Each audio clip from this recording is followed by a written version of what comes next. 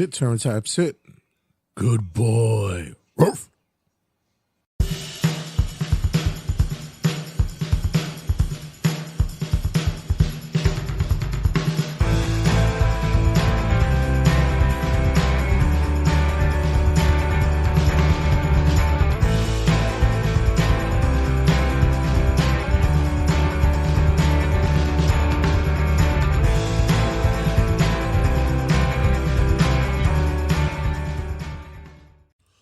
Be sure you come out and check out the squad on November 14th, Friday, November 14th, at the Mecca, Richfield Park, New York, for Respect Wrestling, presenting No Escape, Friday, November 14th. Don't want to miss it. Doors open at 7 p.m. Bell time is at 8 p.m. Friday, November 14th, at the Mecca, in Richfield Park, New Jersey. Respect Wrestling presents No Escape. You don't want to miss it.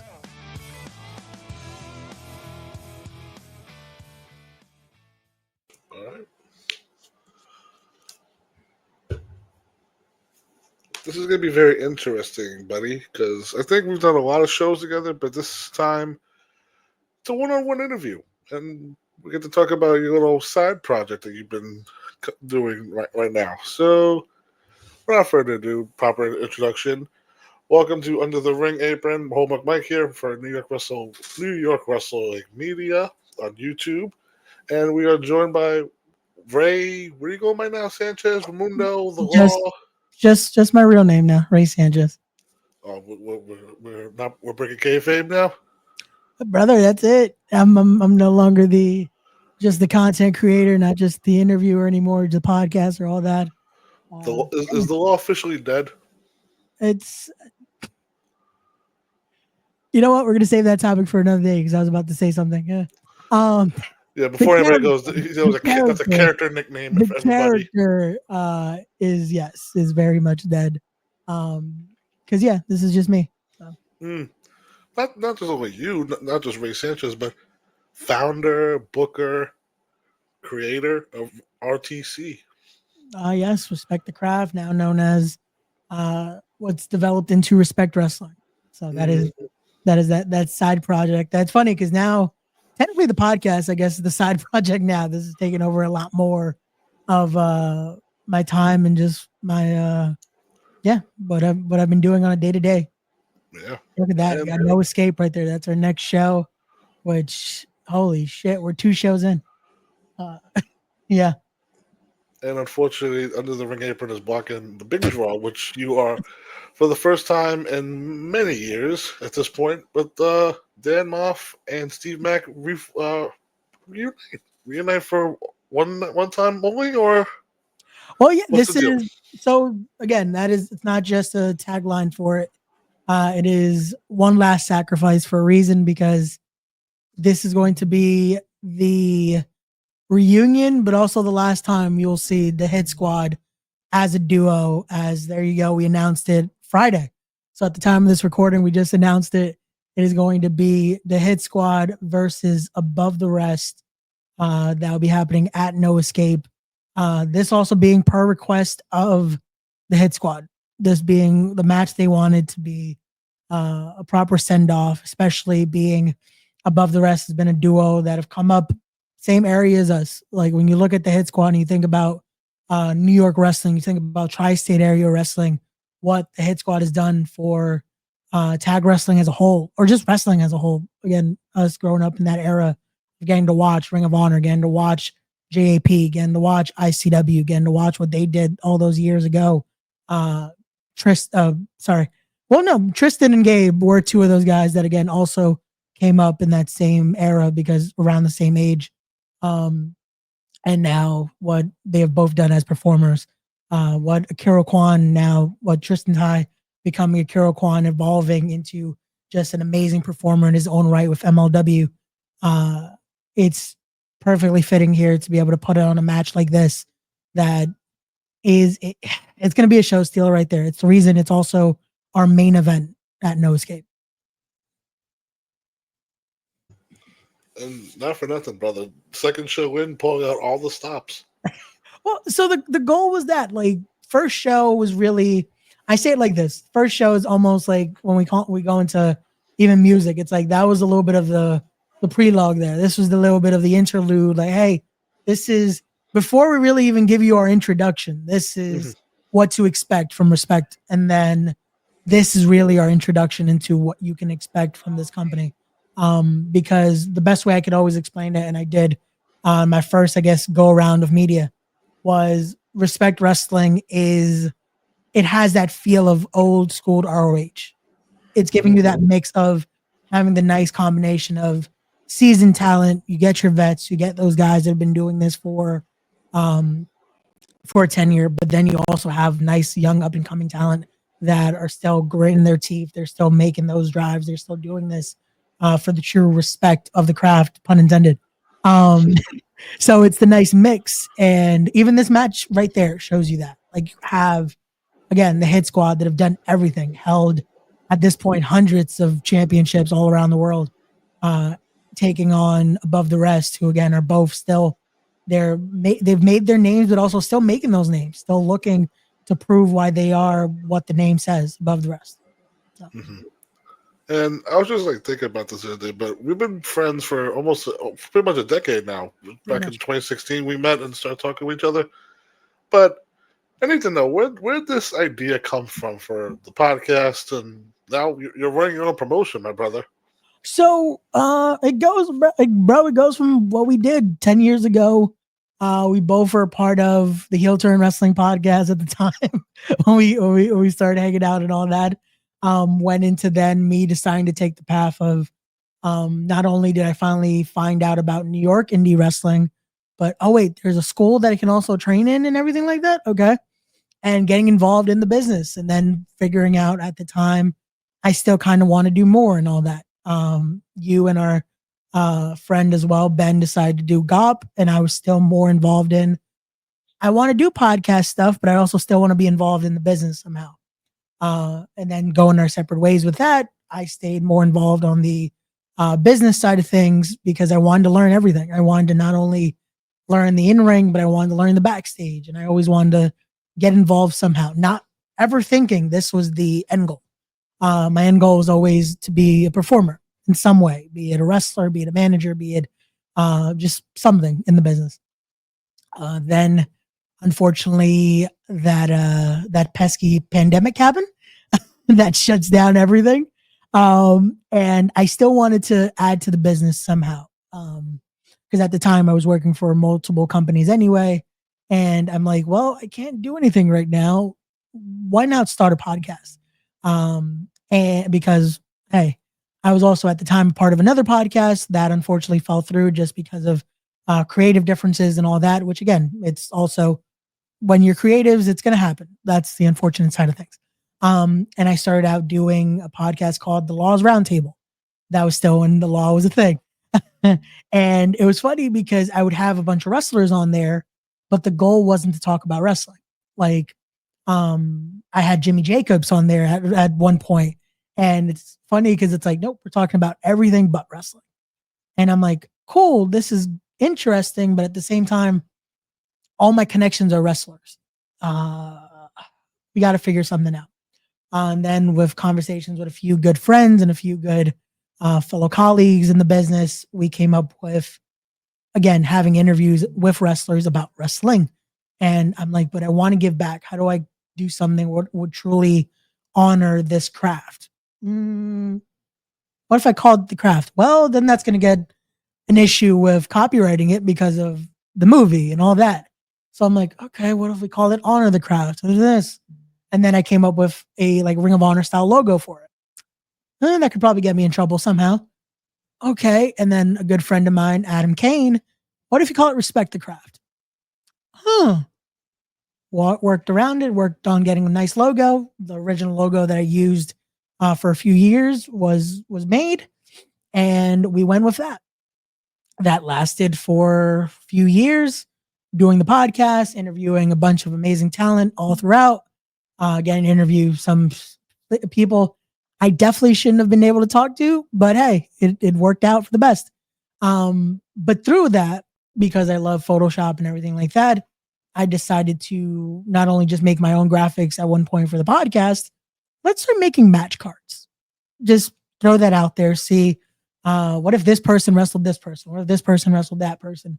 Because I already dabbled in that when I was doing universe modes. When remember, we did that back in the day. And I'm like, what if I made them look legit? And what started happening is I would post them and I would label it as a show and just break down. Actual talent would hit me up thinking it was an actual show. To the point of I made one, it was a scramble, which I still get made fun of now because on my actual cards, they're scrambles. But Jack Evans was like, wait, when did I wrestle in this? And I'm like, oh, brother, it's a fake show. I didn't, I would wrestle in it. I'm like, good to know. Okay. And then there were other workers that would hit me up, and I'm just like, brother, it's a fake show. One day, hey, never know. And then one day I finally just, it started kicking. What if I actually did this? So it took a few more years of logistics, planning everything out. How would it look? How would it feel? How would the branding look? Everything like that. And taking the knowledge that I had and seeing, okay, so we get to 2024 and I finally decide, well, I have everything I think I need to make this work. And I decide, okay, let me see if I can find the venue. It was between two. We were able to lock in the first one. That worked out. Okay, let's start asking certain people, hey, would this day work for you? This day work for you? Okay, have our base roster so far. I started booking a card. And then I'm like, okay, have everything confirmed. Christmas, we're going to announce the show. I started telling certain people, hey, I'm going to announce it this day. Don't do that. Announce it on the 26th. I'm like, why? No one's going to be on their phone. Okay. So I start teasing. Big announcement coming for this, for this, for this. At the time, I'm like, I've already interviewed like Alex Shelley. I'd interviewed Sammy Callahan. People are thinking it's just another podcast announcement. And I'm like, let's see what happens. I post the show announcement and now we're here. We did a whole show. We're on to the second show. And it all started because I just wanted to create. So I will say, like, you and me, like, we talk a lot, but this was one of those things I think you kept in the dark from all of us. Which was a good reason, because yeah. I mean, I was genuinely surprised because I was like, wait, Ray's gonna run his own show. Yeah. It was with reason, you know. It was one of those of I wanted to keep it very secretive from basically people that weren't like gonna be strictly involved at the forefront. Just because I also wanted that genuine reaction. I wanted to see what people were gonna think. I wanted to see, okay, what's gonna happen if when I post it, how people react. Are people going to take it serious? Are people going to think, oh, he's joking? Is he actually doing a show? Because people have done it before. There, it's like, oh yeah, I'm going to run a show, and then it's like, just kidding. And it's like, that's why I had everything ready, the branding, the ticket site, everything to a T, so that way we're there. Like, yeah, because I thought initially maybe when I first saw it, when I saw you share it, I was thinking, oh, maybe it's like a charity thing. Like it's because I think like we've had multiple talks, like how like if I ran a show one day, this is how I would do it, blah blah blah. But I was thinking, oh, Ray's gonna do a one-off show, and then it was like, oh, wait a minute, like Ray has his own company now, like he has his own promotion. Because it's silly me. It was like I was there for your first show. I was like, oh, this was a success, like good for him. And then it's like, oh, he's gonna do another one. Yeah. So the realistic idea was a one-off. It was going to be when I started planning it. And again, I booked the whole card, and then that's when I finally announced it. And the problem was, before the announcement, I had 3 shows in my head already booked. And I'm like, okay, what do we do with card 2 and 3 now? Because once I got that, I'm like, we can go here and we can do this, and then we can do this, and then, what if we had championships? And what if we had this? And what if we did this? And what if the branding looks like this? And it became, okay, this isn't just a birthday show now. because that's what the original idea was. It was me doing this, but also just throwing myself basically a birthday party at that point. That's what it was. It was like, hey, a lot of these people are going to be here anyway. This is my birthday party in a sense. And it became something so much more than that. It became truly the start of this insane idea. And now we are a full-fledged company, Respect Wrestling. And that's also the thing. It was just supposed to be Respect. That was it. I was going to call it Respect, go under the Respect the Craft banner, and that was going to be it. We were just going to keep going. And then we became a full-fledged company. Like, in order to run shows, I had to learn the whole process of, okay, now having to LLC it and do this and do that, where now in the state of New Jersey, Respect Wrestling is an official thing. So having to then go through all that and just finding out, okay, yeah, this is a lot of money goes into this. But that's why it's one of those where it wasn't just a spur of the moment thing, because I've had to correct a lot of people on that. A lot of people just thought, oh, one day I decided to run a show. No, too much went into it. Too much has gone into even the things we're doing for show 2. A lot has gone into it. That's why a match like having the Hit Squad's last match could happen on this. Like, from everything, from the championship standpoint to production standpoint to the graphics. Like, shout out to Bradley Garzone, who's been the amazing creative behind those graphics. Like, every single graphic you guys see, from the main poster to the match graphics to the announcement graphics, the logo, all of that has been through Bradley. And that all came from one conversation. We started this, like I said, we announced it in December. I started talking to Bradley around July of that year. So again, like a full year before we even had anything, we were just planning it and talking about what it would look like, what it would feel like, going through just soundboards of how this would look and how this feels, going through, let's compare it to music and go into this and go into that. And then even for this show, we went through the same of, okay, I have this idea, and then going through what that feels like and what that sounds like. There's a whole like method to our madness with this. Like, we really went in depth just to make sure this doesn't look like any other indie.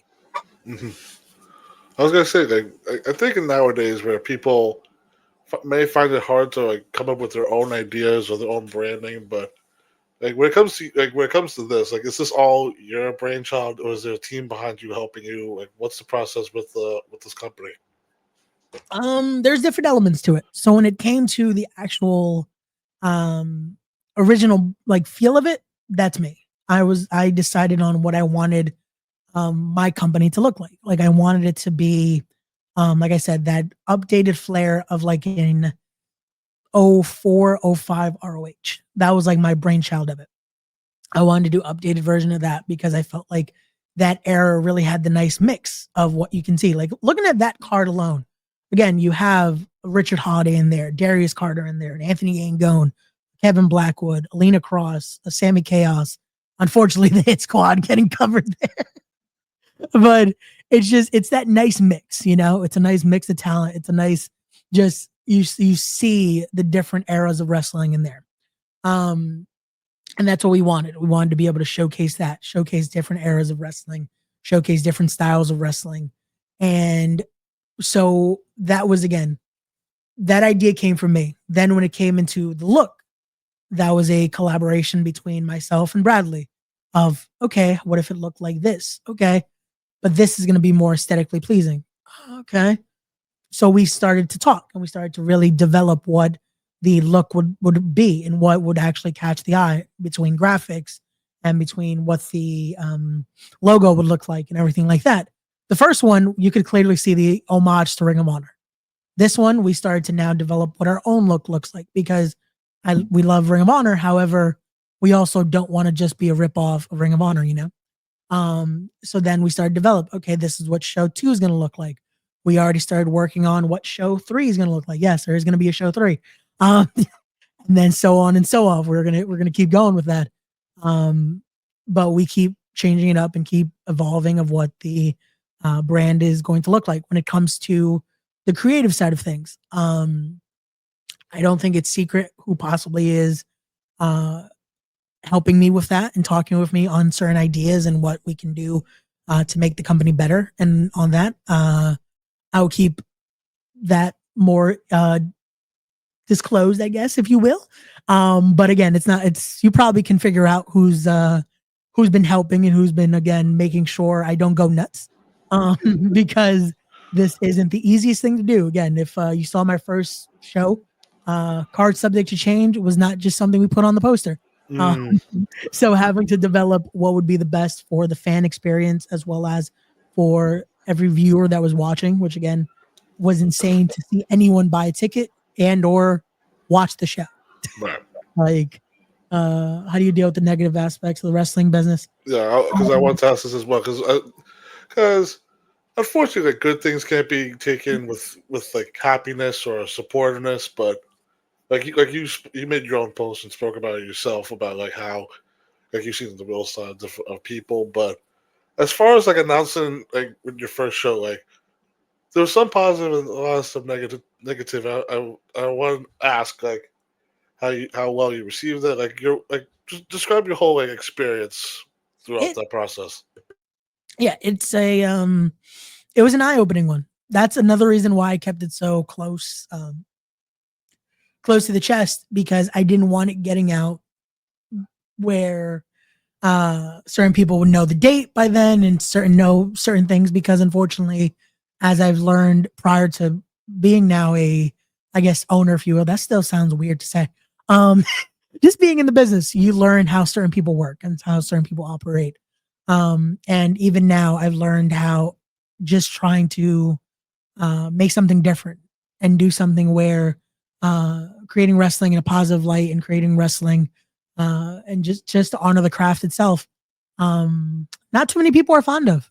Like, not too many people are fond of someone else having the pencil or someone else being able to do their own vision and their own dream.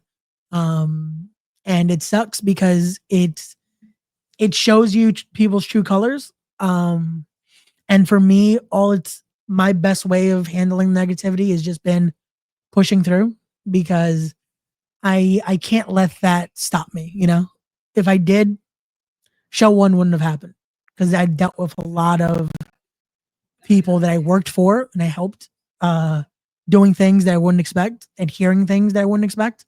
And I've dealt with it cordially and I've dealt with it the best way I could, where I publicly didn't put out who said what. I know who they are. The workers know who they are, which is the best, because just so they know, people know, the right people know. And that's all I'll say, because it doesn't help me just giving them more clout and giving them more attention than they need, you know? Right. Like, I mean, like it was very, as someone as an outside perspective, it was definitely hard to see something that was just being so genuine and just for you to show your love for wrestling, that some people took it the wrong way, or some people just used it to be like oh, like he doesn't know what he's doing. Let me do this, blah blah blah, like all types of bullshit. Yeah. But I want to ask you, when it came to booking the certain talents, like as somebody who goes to shows, all the shows that he could, how like I can imagine like the first reaction would be like, wait, you're doing what? And this is what we're gonna be doing? Like, what like the initial reaction you got from a lot of the wrestlers? So it became, luckily, again, I've worked in this for a decent amount of time, that people already knew me being in the business. So I think that is also something people forgot, is because that was another negative comment I saw, or at least I would see, is, oh, he's another podcaster now turned wrestling promoter. So I'm like, oh, cool. So none of the backstage work that I did, none of the social media marketing I did for multiple successful companies, by the way. One of them that just had a successful show over the weekend. Like, this isn't my first rodeo. Like, I've also then done commentary for multiple companies.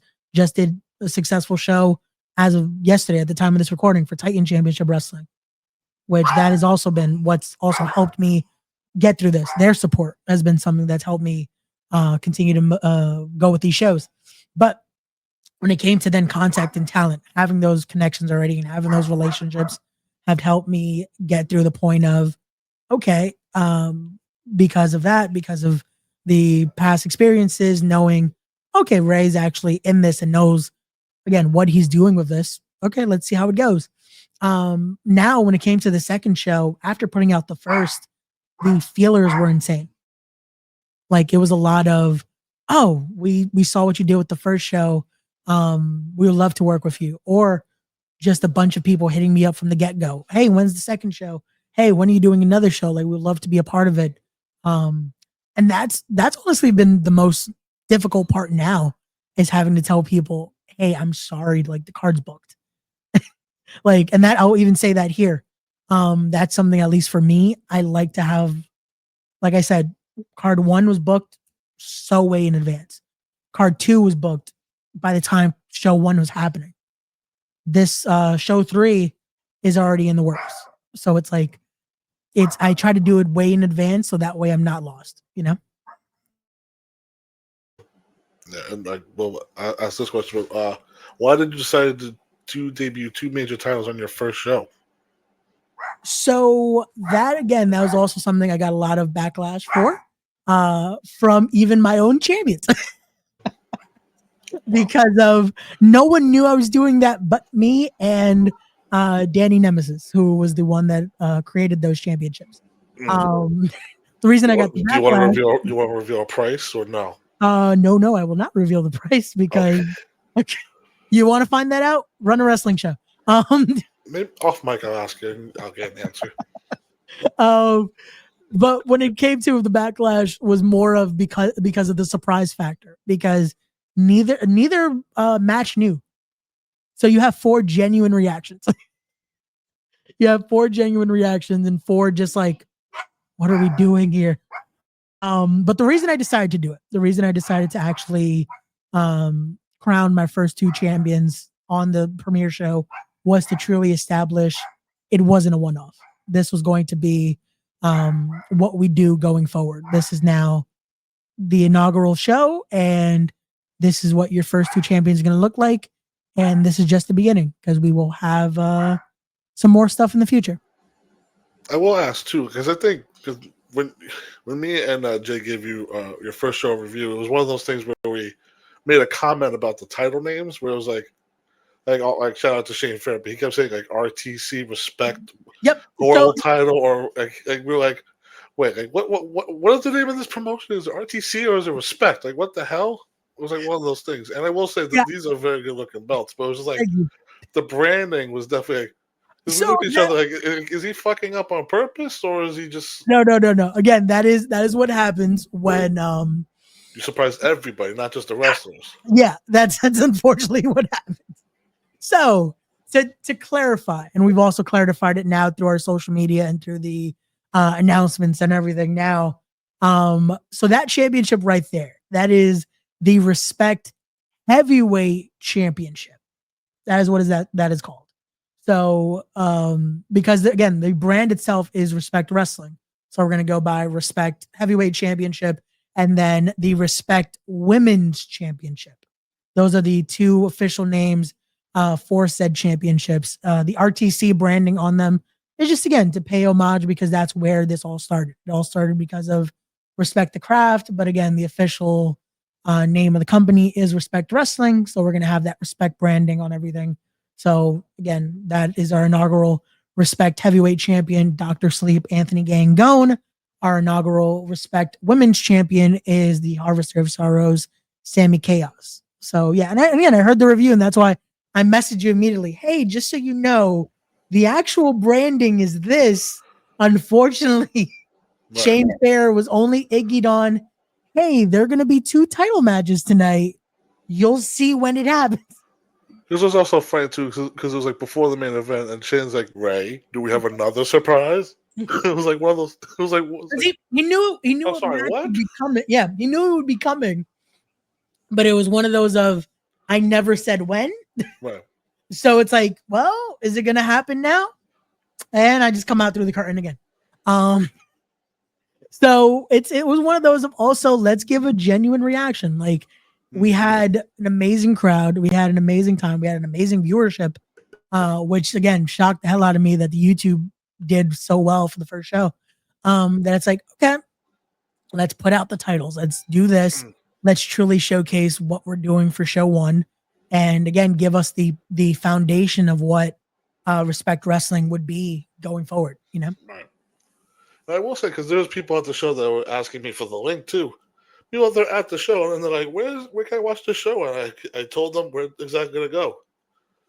Yeah, again, we tried to make it very, very much available. We tried to, that was another reason why the reason we streamed it was because of the podcast, we built up a following on the YouTube channel.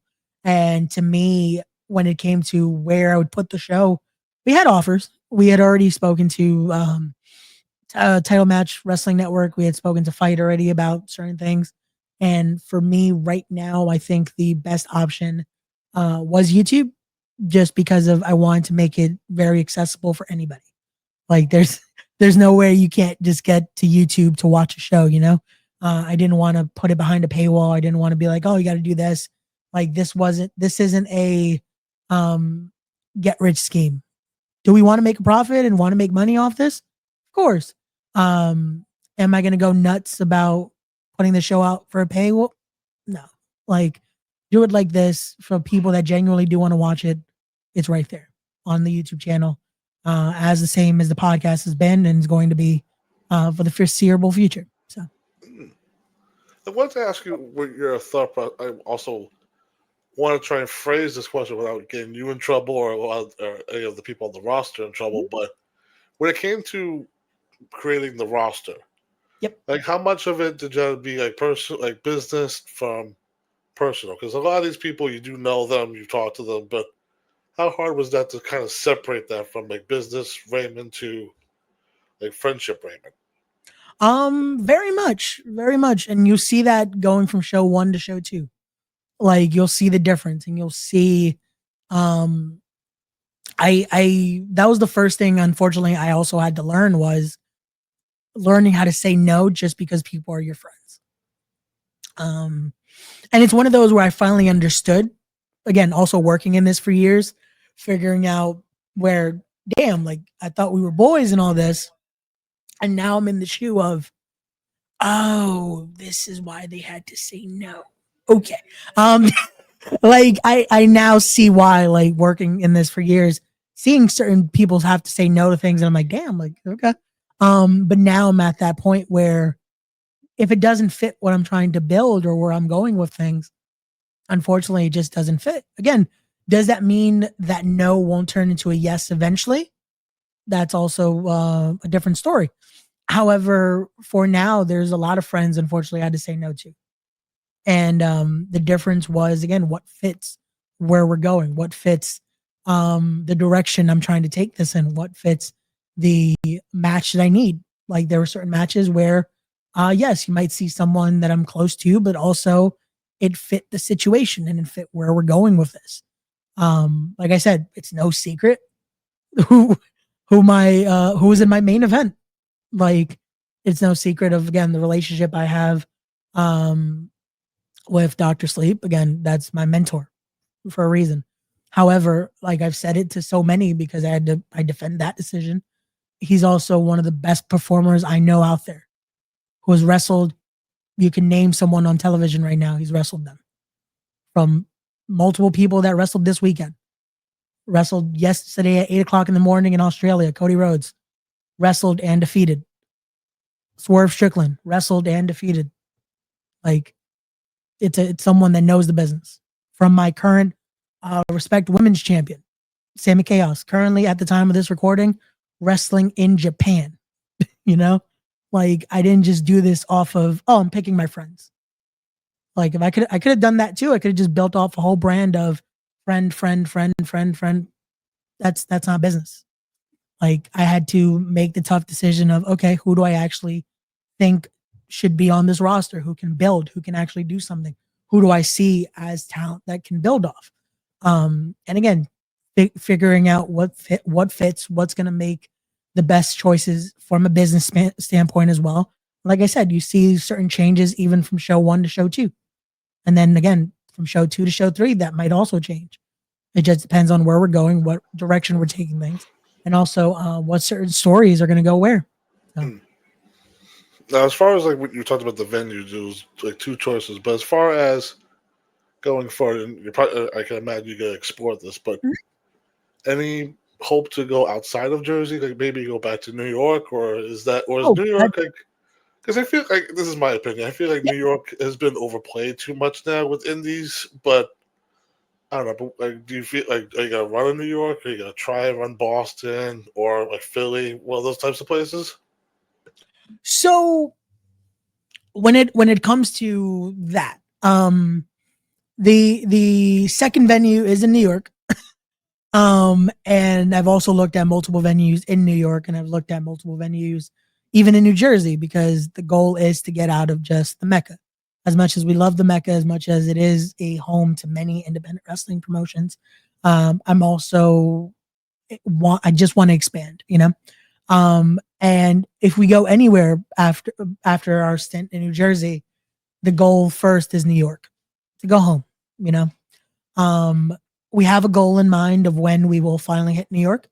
I'm going to keep that one again to myself for now, just to be able to see, because if it happens to be earlier, we'll make it work. If it doesn't happen when it does, it is what it is. But New York is definitely the first outside of New Jersey location. We do have some plans of possibly going down to North Carolina. We do have some plans of going possibly to Florida.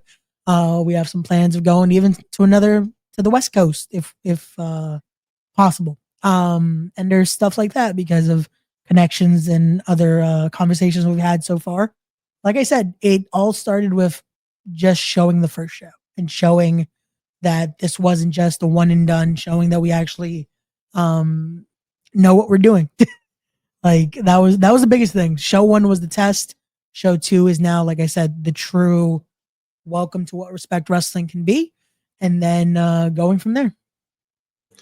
I think I just find it funny that we're saying like when you come to New York, meanwhile, it's like we're currently in New York, but it's like I understand what you're saying. It just sounds very silly. It sounds very funny out of context.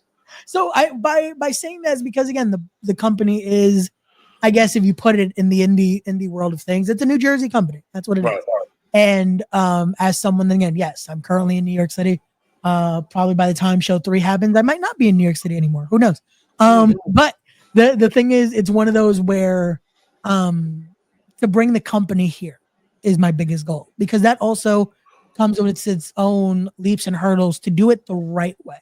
Mm-hmm. That's the biggest difference. And that's something I can admit, that to do that and to be able to run a company here and to be a legitimate company in New York City, it's a whole nother test and it's a whole nother challenge, because that comes with a lot of it's a lot. Like, and it's one of those why so many people give the athletic commission such a bad rep and bad look, is because they don't want to deal with those just hoops and hurdles and all that fun stuff. Myself, I've looked into everything, and it's one of those where it's just it's not an if, it's just when we'll run in New York, because it is just getting through it all.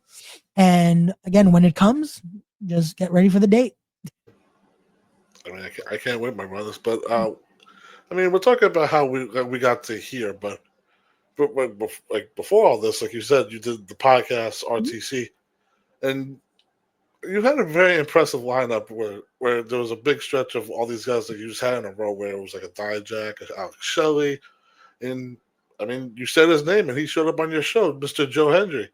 I mean, describe that feeling of like when they responded back, and also like which interview like stands out in your mind as one of your favorites, or just like a great conversation that you can look back on and just repeat over and over again. Oh man, it's still crazy, because I just did a post the other day about like the most like insane interviews I've done to remind people that the podcast will be coming back. And you mentioned it there. I forgot I interviewed Dijak. Like, and that's again, it's not out of like, it was a great interview. Like, we went longer than we were supposed to. I think you were like his first interview, I think, like one of the first few interviews. So I was the first one that was live, because the other interviews were previously recorded I was the first live interview that we just went, and it was like a 1 o'clock, I think, PM interview too. That was just, I didn't think anyone was going to watch at that time, but I'm like, this is when he can. So let's see what happens. And that was a great one. The reaction's always very much, again, it's humbling, you know, it's one of those, like I said, I still feel like, should I have gotten the opportunity to do those? Probably not. Who am I? I'm just a young kid from Brooklyn, you know, like I have a podcast like hundreds of people do, you know? I think when it comes to the second part of that, the most insane one outside of Sami Callihan, because Sami Callihan was the one that, it was the goal. It was the one that I needed to talk to him, because for shoot, that is still one of my favorite wrestlers ever. Like, and now being a I guess company owner, I have a total different type of respect for Sami Callihan. Seeing what he's done with Wrestling Revolver, seeing what he's done just for his own branding and company and everything like that, to the degree of how I branded respect. Like, I picked his brain, and even getting to now have just access to Sami Callihan. Like, I get to call Sami Callihan a genuine friend now, which is insane to me. But outside of that, Alex Shelley, I think, is still the most like intriguing interview I've done, in one of those where, if you're in the business, want to get in the business, or just truly want to understand the business better, watch that interview. It's 22 minutes, but it's so much just pure gems in there, because he's giving genuine thoughts. This is all happening. And the craziest part about that interview is it's the last one as he's already signed. Like, it's happening, and the contract was already signed. So and that was I was supposed to interview Leo Rush, and he also had just signed with AEW at the time. And I get the email, hey, so I no longer can do the interview. My sincerest apologies. Okay. Let's see if Alex Shelley's still available, because we had already gotten in contact, but I don't think logistically it was going to be able to work out. So I try one more time, and when he confirmed, I'm like, well, I do the, hey, unfortunately Leo Rush is canceled, but stay tuned. Once the graphic was made, and now we got Alex Shelley.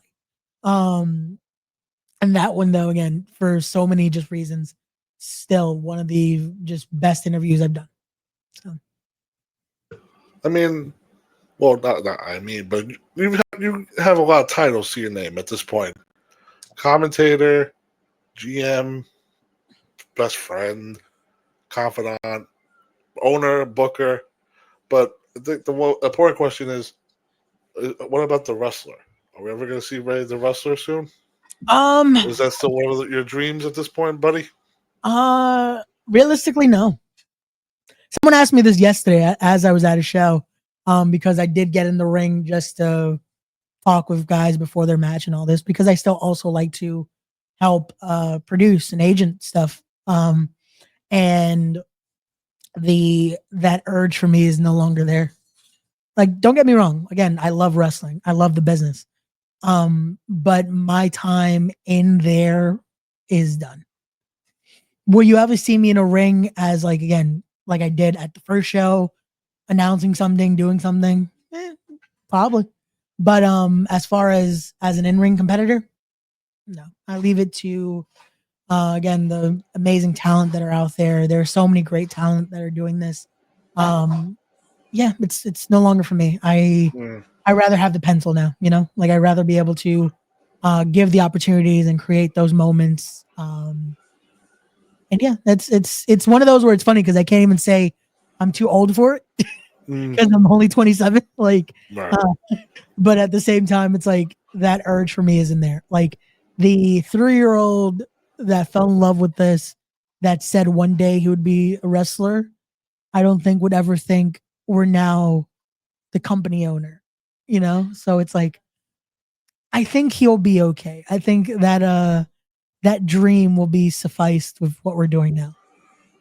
I think that's crazy too, that like at the young age of 27 and you've done so many things in the past couple of years, like since the pandemic era. I mean, when like you showed a graphic to us where you're like it's gonna be you versus Dan Moff, we would be like, oh my god, like and you're like we're not gonna actually wrestle, but it was also like one of those crazy visuals where it's like he gets to live out his dream, but that was like was an angle for something for the wrestling show. But it was also, but it's like regardless of what you do, wrestling has that special place where it's for everybody. If you don't want to wrestle, you can also be the owner of the promoter, which you're basically getting to live out your. I guess like would you say this is like your new dream at this point?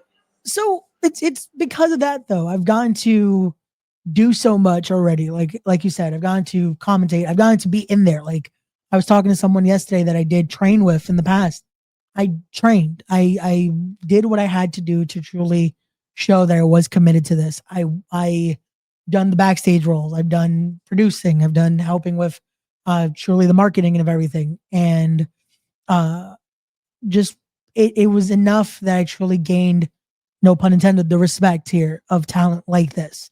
Like Dan Moff, again, that alone, you bringing that up just shows the crazy ride of the real reason also I wanted to have a hit squad match on Respect. I remember being in the crowd at a House of Glory show, seeing them wrestle two guys I call brothers in Private Party, seeing that match and being front row for that.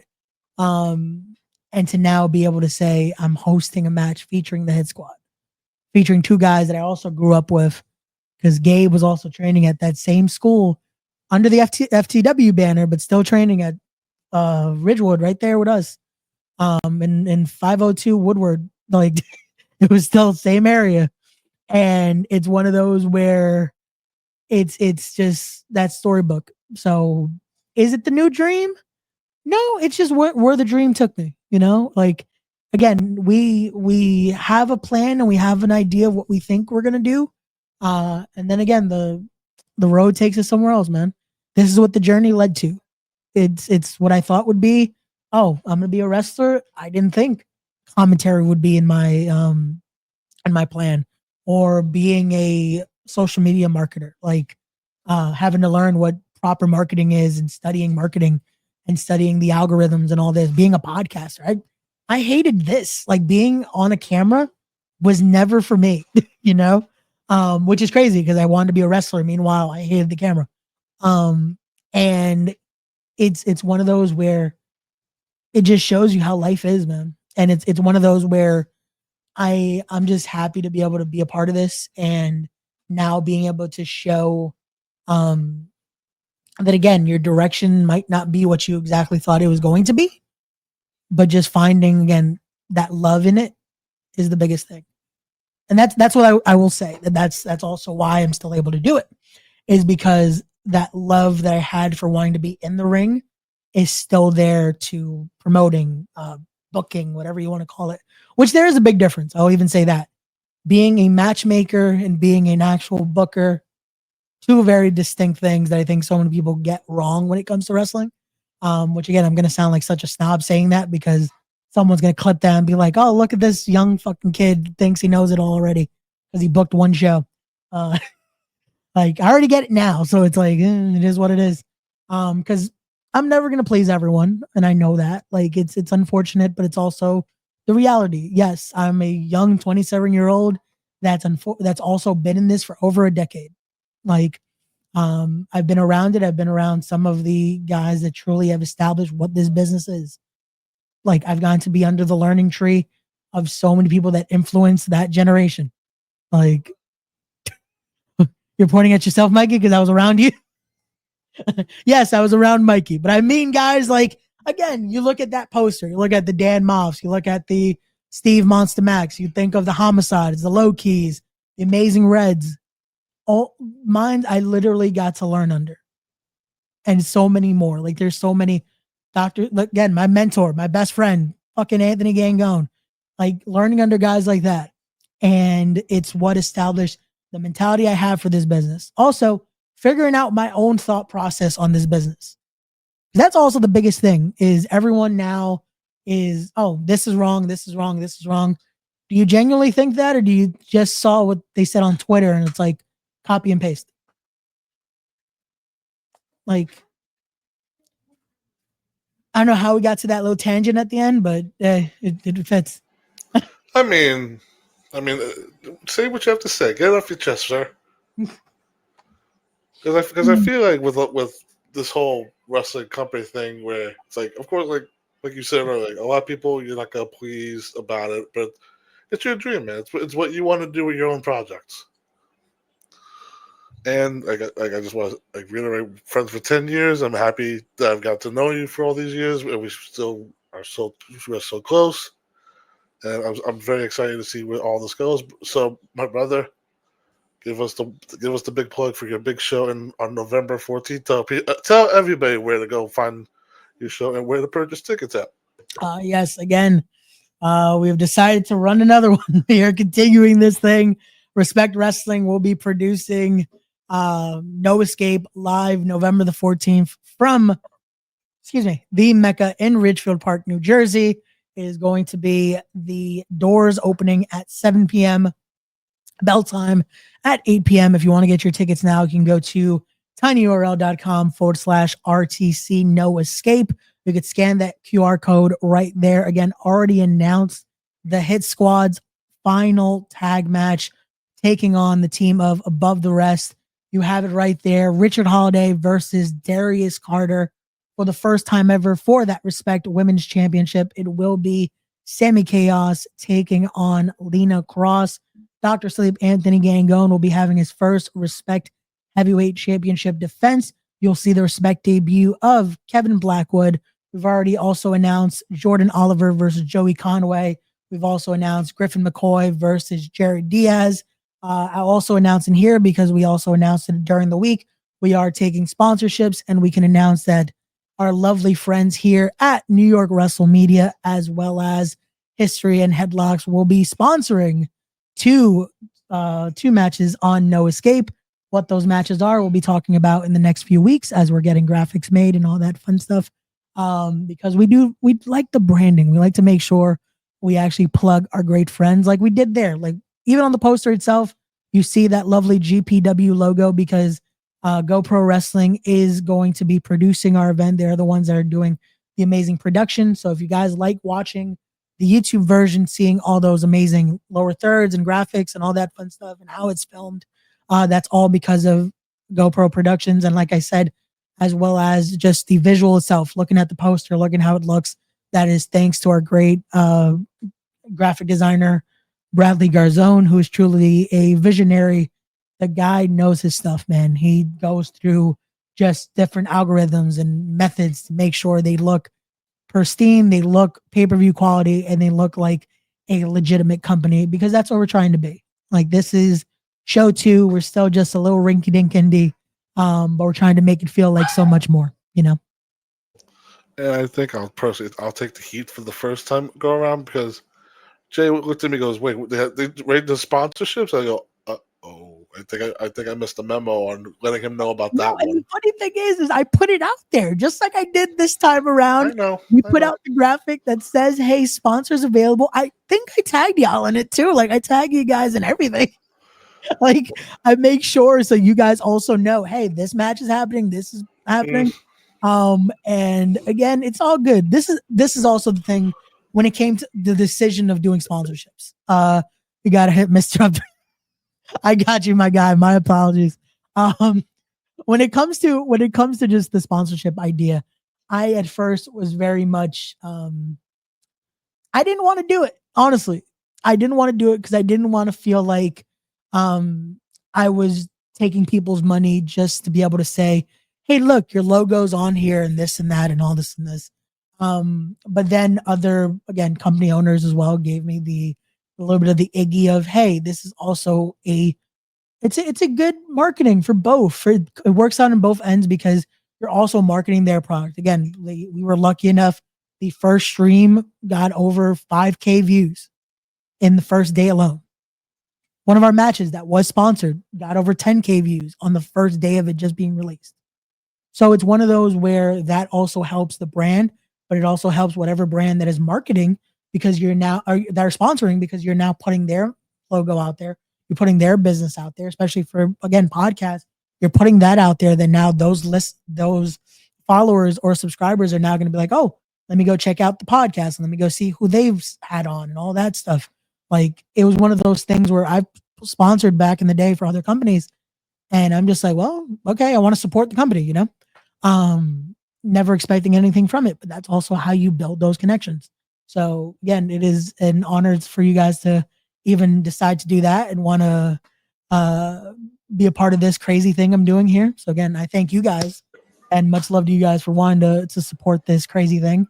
But yeah, so sponsorships are available, guys. Well, anytime, brother. I mean, you know, for me, I'm doing like you said, I'm doing my own sponsorship for History and Headlocks. Jay will be doing his for New York WrestleMania. So, I mean, we're pretty much family at this point, right?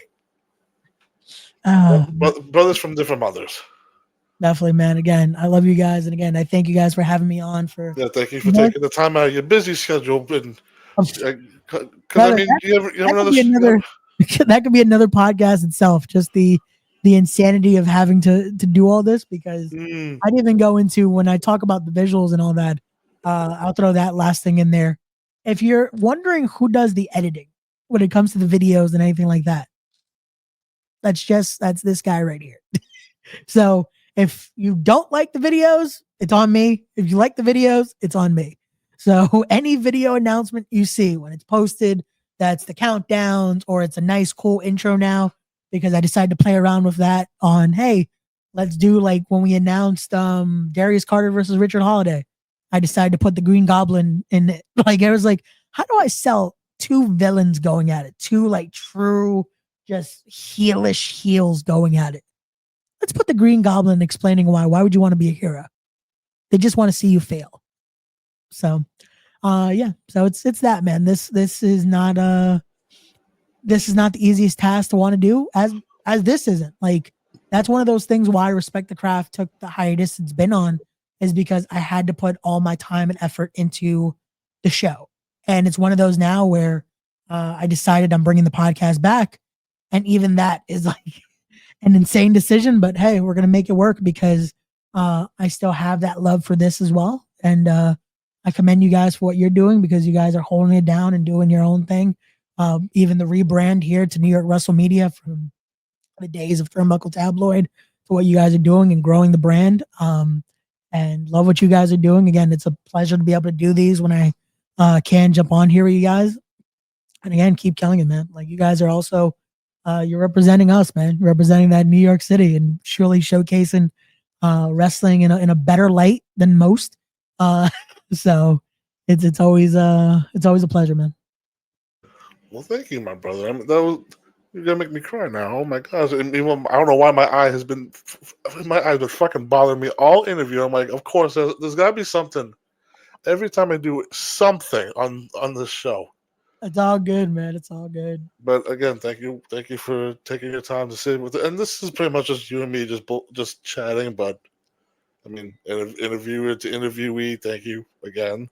I'm just gonna keep saying thank you. We're just shooting the shit at that point. It's not an interview. It's just we're shooting the shit here. You had some questions. We talked about it. We answered it. Jay had some questions, as he's Oz over there in the background. Make sure to do that. Yeah, Mike, do the plugs, man. You gotta. I was gonna say, don't take my job, because then Jay's gonna be fucking kicking me off at any second now. But for everybody that is watching, thank you for clicking the video, and so please like and subscribe for many more interviews like this to come in the future. Don't forget Ray's show November 14th. If you're interested, please check out the information that he just provided for you. And until next time, everybody be safe and just have a very good day. And unfortunately, me and Ray, who live here in New York City, have to deal with those local sports teams. And so on 1, 2, 3, Cancun. No? Okay. Be sure you come out and check out the squad on November 14th, Friday, November 14th, at the Mecca, Richfield Park, New York, for Respect Wrestling, presenting No Escape, Friday, November 14th. Don't want to miss it. Doors open at 7 p.m. Bell time is at 8 p.m. Friday, November 14th, at the Mecca in Richfield Park, New Jersey. Respect Wrestling presents No Escape. You don't want to miss it.